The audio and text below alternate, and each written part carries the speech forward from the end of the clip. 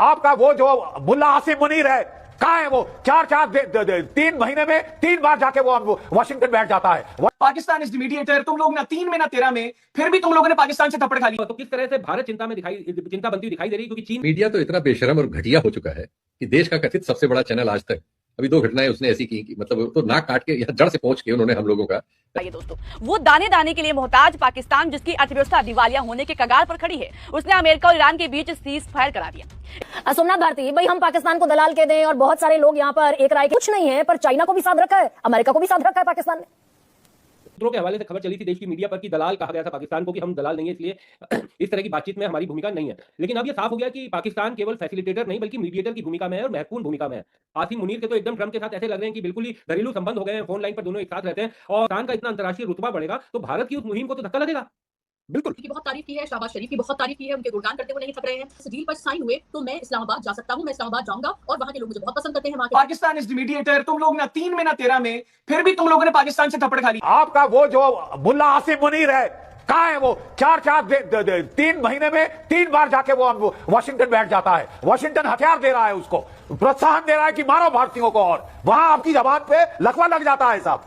Terrorism terrorism terrorism, what about the terrorism that affects India? नहीं ऐसे नहीं। मैं जानता हूं कि वो हमारे में एक कहावत होती है, चढ़ते सूरज को सलाम करो। हमें लग रहा है कि डोनाल्ड ट्रंप अब दुनिया का बेसरताज बादशाह बनेगा। अरे साहब, मैंने बीच में नहीं बोला था आपके, अब आप भी सुन लीजिए शांति से। मैंने बीच में नहीं बोला था terrorism terrorism terrorism. Pakistan terrorism नहीं कर रहा। आपके देश के खिलाफ पाकिस्तान के पास न्यूक्लियर हथियार नहीं है। क्या किया आपने उसके लिए? नहीं, आपके गुस्सा करने आपके गुस्सा आप जो यहाँ पे दावे दे रहे हैं कि ईरान के पास न्यूक्लियर नहीं होना चाहिए, पाकिस्तान के लिए क्या किया आपने? पाकिस्तान के न्यूक्लियर हथियारों के लिए क्या किया? हार जाएगा अमेरिका। आपने इतनी आवाज उठाई जो आप डोनाल्ड ट्रंप के महिला मंडल में कर रहे हैं आज। नहीं, आपने जितने दावे किए थे, मैं बहुत आई एम सॉरी टू से, मैं क्षमा चाहता हूं। इस युद्ध में आपके जितने लड़ाई खत्म होने दीजिए, इस युद्ध में लड़ाई खत्म होने दीजिए, फिर देखेंगे कौन। मीडिया तो इतना बेशरम और घटिया हो चुका है कि देश का कथित सबसे बड़ा चैनल आज तक, अभी 2 घटनाएं उसने ऐसी की मतलब तो नाक काट के जड़ से पहुंच के उन्होंने हम लोगों का, और अब उनको शर्म भी नहीं आ रही कि उनकी नाक कटी हुई है। अभी वो खलीज टाइम्स या किसने एक्सपोज किया है कि बहरीन की घटना को दुबई की घटना बना के वीडियो चला रहे थे आज तक, और एक दूसरा चैनल भी उसमें शिवशंकर है, सब आ गया है। तो ईरान के साथ दुश्मनी है, एक हफ्ते भर में ईरान से हमारी दुश्मनी हो गई, कुछ ऐसा माहौल है। सारा देश का ये राइट विंग और ये मीडिया और चैनल ईरान के दुश्मन हो गए। अरे ईरान से हमसे झगड़ा नहीं हो रहा भाई, ईरान पर अमेरिका और इजराइल ने हमला किया है, हमसे कौन सा झगड़ा हो गया? एकाएक भारत में पूरा वातावरण ईरान से झगड़ा कर रहा है, उसको गलत ठहराने पे लगा है, उससे अपने रिश्तों की पुरानी कथाओं में से कुछ ऐसे प्रसंग निकाल के जिनसे कुछ कड़वाहट पैदा हो वो सब बताने में लगा हुआ है। तो क्या 2003 में आपने अपने गणतंत्र दिवस परेड में ईरान के राष्ट्राध्यक्ष को मुख्य अतिथि बनाया था? क्यों भाई? क्यों अटल बिहारी वाजपेयी जी ने वो भाषण दिया था? क्यों 2016 में मोदी जी वहां गए थे? ये सब क्यों? उनके राष्ट्रपति की मृत्यु पर पिछले साल आपने एक दिन का राष्ट्रीय शोक रखा था। एकाएक आप सिर्फ इजराइल गए और आपने दिल बदल लिया। ऐसे किसी देश की नीतियां ऐसे बनती हैं, वो भी भारत जैसे महादेश की। कोई सार्वभौम होने का मतलब होता है खुद मुख्तारी कुछ होती है, स्वाभिमान कोई चीज है दुनिया में, तो क्या है ये सब? लेकिन ये सारे जो सभ्य शब्द हैं ये कुतर्कों ने इनको बहा दिया है नाली में। अब दोष गिनाने का ईरान से हमारे पास एक लाइन लगी हुई, और ये एंकरा जो है कह रही है कि वहां ईरान में कितने 60 या 70 लोगों को बंधक बना लिया गया। एक पुरानी घटना थी 79 की, जब अमेरिका का एक वो आया था, अमेरिका उसमें अपने लोगों को छुड़ाने जाना चाह रहा था, उसके एम्बेसी के लोगों को बंद कराया था। ये बहुत पुरानी घटना है, लेकिन वो उसको अभी की घटना बता के और ईरान को आतंकी कह रही है। ये क्या है भाई? मतलब और सबसे बड़ी बात है कि और फिर उसमें खैर जो जिनसे वो कह रही थी उसमें जो कार्यक्रम में दूसरे सज्जन थे उन्होंने तुरंत करेक्ट करके उनको ध्यान दिलाया कि क्या कह रही हैं आप, वहां तो एम्बेसी ही नहीं है अमेरिका की, एक जमाना हो गया। इस मीडिया को और इस काम को भारत में जहां पहुंचा दिया गया है वर्तमान राजनीतिक नेतृत्व की कृपा से, और जैसा वो पहुंचना चाह रहे थे पहुंच गए हैं, वो न सिर्फ अक्षम्य है, आपराधिक है, शर्मनाक है, बहुत ही बदसूरत है। हमारे प्रधानमंत्री मोदी की सरकार में हम कहां खड़े हैं इसका अंदाजा आप खुद लगाइए दोस्तों। वो दाने दाने के लिए मोहताज पाकिस्तान, जिसकी अर्थव्यवस्था दिवालिया होने के कगार पर खड़ी है, उसने अमेरिका और ईरान के बीच सीज फायर करा दिया। ईरान और ट्रंप दोनों की तरफ से इसका क्रेडिट कंगाल पाकिस्तान के प्रधानमंत्री को दिया जा रहा है। एक इंदिरा गांधी थी जिन्होंने पाकिस्तान के 2 टुकड़े कर दिए, एक हमारे डंकापति मोदी जी हैं जो अक्सर विदेश नीति को मजबूत करने के लिए विदेश यात्रा पर रहते हैं। ट्रंप और नेतन्याहू को अपना परम मित्र बताते हैं, लेकिन परम मित्र ने ही हमारे दुश्मन को आगे करके युद्ध रुकवाया। अगर दोस्ती इतनी गहरी थी तो मोदी जी को बीच में क्यों नहीं लाए? ट्रंप की जीत के लिए भारत में पूजा हो रही थी। मोदी जी वोट मांगने गए थे, लेकिन जीत के बाद ट्रंप मोदी को ही बेइज्जत कर रहे हैं। पहले ऑपरेशन सिंदूर के वक्त सीज फायर कराने का बार बार दावा करते हैं और अब दुश्मन मुल्क पाकिस्तान को 2 हफ्ते के युद्ध पर विराम लगवाने के लिए क्रेडिट दे रहे हैं। सोमनाथ भारती भाई, हम पाकिस्तान को दलाल कह दें और बहुत सारे लोग यहाँ पर एक राय के हैं कि पाकिस्तान वो एक्टर हो सकता है जो अमेरिका के इशारों पर नाचे, लेकिन हम वो एक्टर नहीं हो सकते। That's very much truthful fact. लेकिन वो जो दौर 80 का और 70 का दौर था भाई, चाइना और अमेरिका की कहीं कोई बातचीत 1949 से नहीं थी। ये रोल प्ले किया पाकिस्तान ने कि चाइना और अमेरिका को नजदीक ला दिया, और इसी का बाकायदा रीपे करते दिख रहे हैं आज तक पिछले 50 बरस से चाइना भी और अमेरिका भी। This is you may call diplomacy कि भैया आप कुछ नहीं है, पर चाइना को भी साथ रखा है, अमेरिका को भी साथ रखा है पाकिस्तान ने। गरवा जी, आपका बहुत बहुत धन्यवाद, आखिरकार आपने मुझे वक्त दिया। आप हर समय मुझे आम आदमी होने का एहसास दिलाते हैं। और दूसरी बात दिखाता हूं, ये देखिए जो अपने अजय लोग साहब कह रहे थे, ये देखिए the words of candidate Trump, अब की बार ट्रंप सरकार। बताइए मुझे, ये था हाउडी मोदी कार्यक्रम था, उसमें कहता कहा, मैं मानता हूं अजय लोग साहब बहुत बहुत पढ़े लिखे व्यक्ति, उनको बहुत तकलीफ हो रही होगी कैसे डिफेंड करें आज की तारीख में, लेकिन ये सत्यता है कि अब की बार ट्रंप सरकार, माननीय मोदी जी ने हाउडी मोदी कार्यक्रम में अमेरिका में जाके कहा था। और इतना कुछ करने के बावजूद ट्रंप ने सिर्फ भारत को जलील किया है और मोदी जी को खासकर जलील किया है, जब कहते हैं कि भाई I don't want to spoil your career. पर इससे क्या फर्क पड़ता है सोमनाथ भारती, इससे क्या फर्क पड़ता है भाई? पाकिस्तान एक मैसेंजर की भूमिका में है, मैं उस पर आ रहा हूं, चिट्ठियां इधर से उधर, उस पर आ रहा हूं, उस पर आ रहा हूं, आप मुझे वक्त दे दें। देखिए लगातार हम देख पा रहे हैं ट्रंप किस प्रकार से हमारी नीतियों को प्रभावित करता है। भारत चंगा वाला युद्ध कर रहा था पाकिस्तान के साथ, हमारे 26 बहनें विधवा हुई, हम बदला ले रहे थे, अचानक आगे भाई आप सीज फायर कर दो। भाई हम उसके गुलाम हैं क्या? आप जो है रशिया से तेल ना खरीदो, अब आप रशिया से तेल खरीदो। देखिए रशिया जो हमारा सबसे पुराना मित्र हुआ करता था, वहां की मेजोरिटी शेयर होल्डिंग है नायरा पेट्रोल पंप्स की हिंदुस्तान के अंदर, वहां उन्होंने रेट बढ़ा दिया, पेट्रोल में 5 रुपया, डीजल में 3 रुपया। तो रशिया जो हर मुसीबत में खड़ा होता था हमारे साथ, आज उसने हमारा साथ छोड़ दिया है। ये हमारी, ये माननीय मोदी जी की फॉरेन पॉलिसी है, डिप्लोमेसी पॉलिसी है। अब सोचें, एक आतंकी मुल्क का दर्जा पाकिस्तान को दे रखा है, वो पाकिस्तान जो रोटी खाने को तरसता है, जहां सुई तक नहीं बनती, आज अमेरिका बार बार हमें जलील करता है उसको प्रायोरिटी दे करके। असीम मुनीर को बुला करके उसने जो तवज्जो दी पाकिस्तान को, उससे भारत जलील होता है। तो ये आज से थोड़ी है सर, 1971 की वॉर में खुलकर पाकिस्तान के साथ खड़ा हुआ था अमेरिका जी। लेकिन इंदिरा जी ने क्या कहा था? इंदिरा जी ने कहा था कि mind your business, I will never take your help. याद है आपको?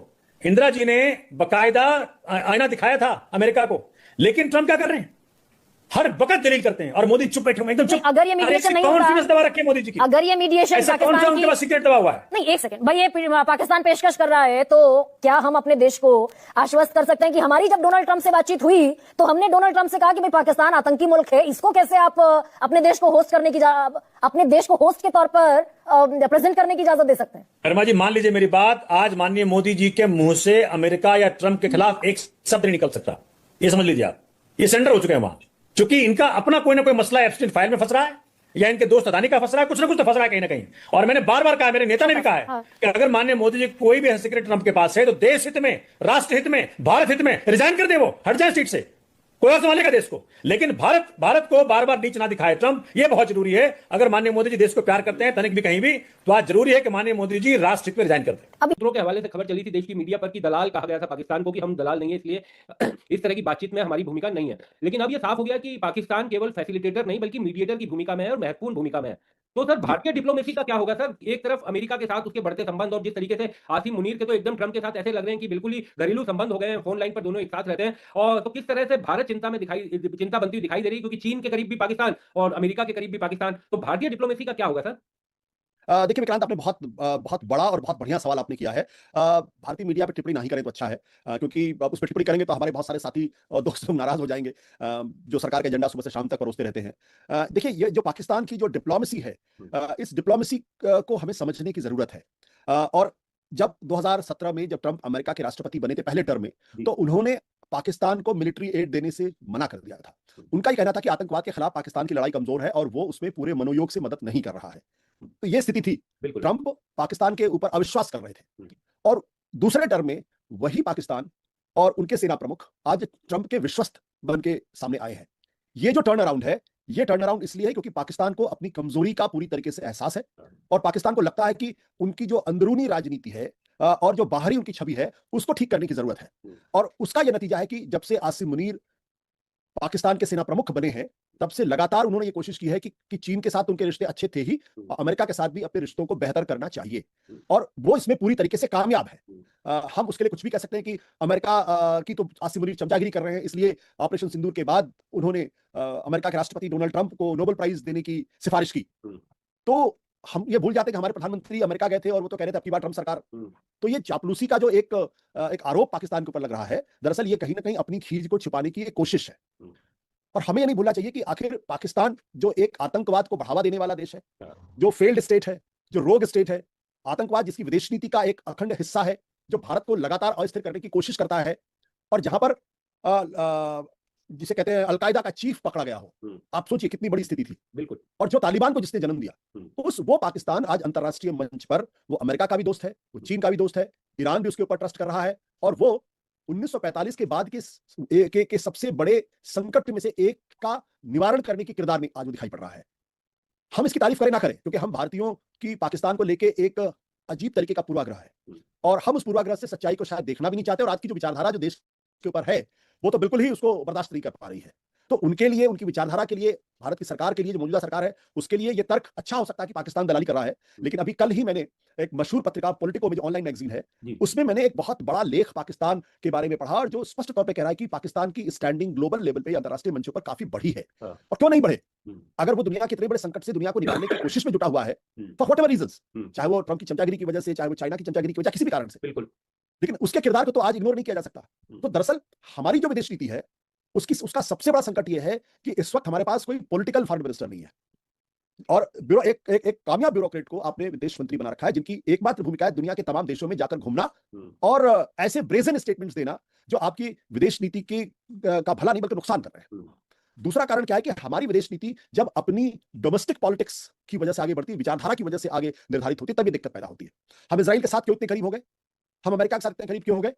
क्योंकि ये जो हिंदुत्व की विचारधारा है उसको लगता है कि क्रिश्चियन और जुडाइज्म के साथ खड़े होकर इस्लाम के खिलाफ एक नया एक्सिस क्रिएट कर सकते हैं, इसलिए आप पूरी तरीके से इजराइल के साथ गए, अन्यथा कोई कारण नहीं था। ईरान हमारा सदियों का नहीं बल्कि शताब्दियों का दोस्त है और इजराइल भी हमारा दोस्त है।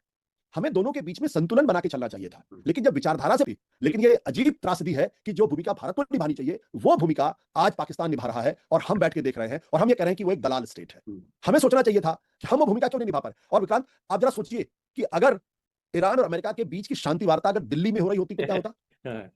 आप जरा सोच के देखिए कितने बड़े पैमाने पर प्रोपेगेंडा होते। जब G20 की मीटिंग हुई और उसकी सदारत भारत ने की तो कितना बड़ा आभा मंडल खड़ा कर दिया गया प्रधानमंत्री को लेके। बिल्कुल। तो हम दरअसल एक खिसियाए हुए राजनीतिक पार्टी का जो दम है उसको झेलने के लिए शब्द है। लेकिन सर बड़ी चिंता भी इस बात की भी होती है ना कि पाकिस्तान, जैसा आपने पूरा समझाया, इसमें रोग स्टेट है सर, टेररिस्ट स्टेट है, सब चीज है, लेकिन जब हम उसे अंतर्राष्ट्रीय मंचों पर पूरी तरीके से बेनकाब करने के लिए सालों से अपना भारत रुख रखता रहा है, लेकिन अब तो अंतर्राष्ट्रीय मंचों पर मुश्किल होगी ना। जब पाकिस्तान का इतना अंतर्राष्ट्रीय रुतबा बढ़ेगा तो भारत की उस मुहिम को तो धक्का